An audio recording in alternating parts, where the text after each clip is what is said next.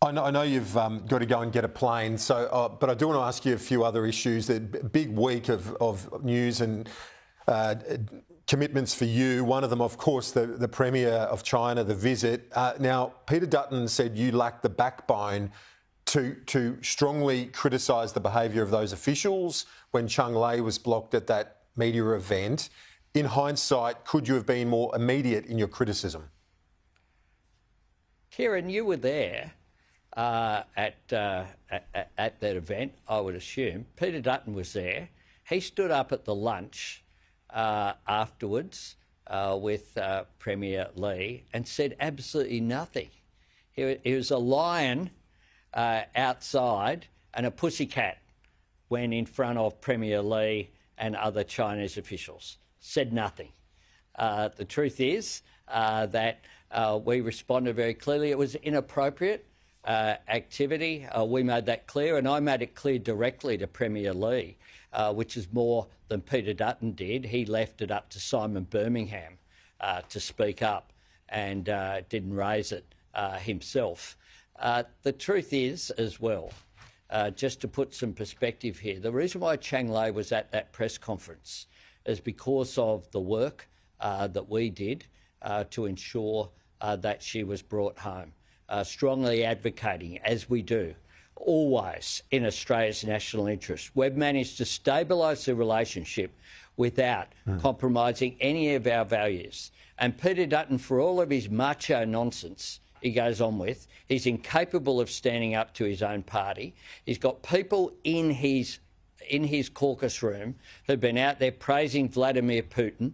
He's got people out there putting all sorts of extreme positions, opposing any action on COVID. He's got anti-vaxxers sitting there giving speeches in the parliament that he's refused to say anything against. He can't even stand up to people in his own party, let alone stand up for Australia's national interests globally. That's something that I've done, and that's why Cheng Lei brought home, Sean Turnell brought home from Myanmar, people in Vietnam taken off death row. The actions that we've continued to put, and we always defend Australia's national interests. The Putin and Kim Jong-un summit in Pyongyang, that's quite the spectacle, the two despots having their diplomatic dance. But I ask you a serious question. Should China be doing more to rein those despots in and to ensure world peace, like in Ukraine? They've got the influence there. Why not use it? It's one of the issues that we put forward very strongly when I met with Premier Lei. We think that China should use its influence with Russia. Vladimir Putin's illegal and immoral invasion of Ukraine has had a devastating impact on the people of Ukraine who's standing up for their sovereignty, but it's also had a devastating impact on the global economy. It is one of the major sources of global inflation that saw inflation hit double digits in places like the UK and have a real impact. So we want all countries to put pressure on Russia, and we do directly as well by standing up with our allies, by providing support. Now has been over $1 billion we've supported for Ukraine. That's so important. It's a struggle for the rule of international law and for national sovereignty to be respected. And the people of Ukraine, and I had another discussion with President Zelensky just a couple of weeks ago and praised the courage of him and his people, as did Bill Shorten when he represented Australia at the important summit that was held in Europe just last week.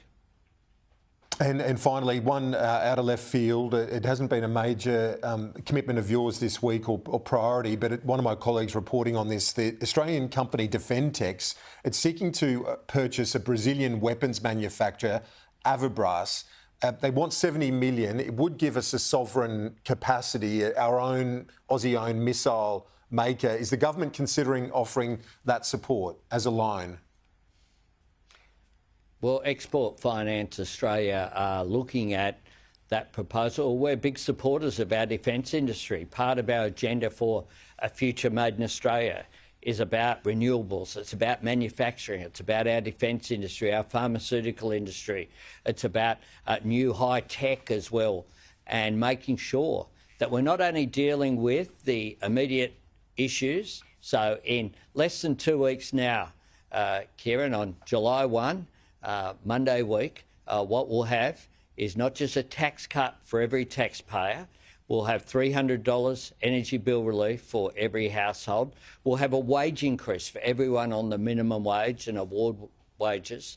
We'll also have further cheaper medicines come into play. And in addition to that, we've managed to achieve all of that while putting that downward pressure on inflation, which is half of what we inherited. And one of the ways we've done that is producing 2 budget surpluses in a row. So we've done all that in the immediate sense, but we're also looking for what are the opportunities for new industries into the future, and what we are doing with our Future Made in Australia is in part about defence industry and about us being able to be more resilient as a national economy, and part of that is the examination of proposals such as the one that you've raised today. Okay. Prime Minister, thanks for your time. Apologies to your officials. I've gone way over the time they allocated, but thank you for being generous with your time. And on a big day in Australian politics, it's been a big week. I thank you for that. Always great to chat with you, Kieran. 7 nuclear power